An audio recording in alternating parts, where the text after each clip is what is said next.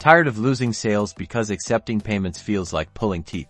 Today, we're diving into how to connect a payment gateway to Wati, unlocking a world of seamless transactions directly within your messaging interface. First, log into your Wati account, navigate to the Settings or Integrations section. It's usually represented by a gear icon or connected dots. Here, you'll find a list of available integrations. Scroll through or search for payment gateways. You'll see recognizable names like Stripe, PayPal, Razorpay, or others depending on your region and Wati's supported gateways. Select the payment gateway you want to connect. Each gateway has its own setup process, but generally, you'll need to enter your API keys or credentials from your payment gateway account. This allows Wati to securely communicate with your payment provider.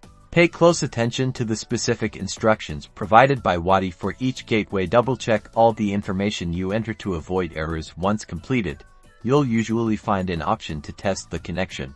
Wati will verify the connection, confirming everything is working harmoniously. Now you can start creating payment requests directly within your Wati chats. You can send payment links to your customers directly through Wati. This streamlined process enhances customer convenience and streamlines your sales process. And that's it.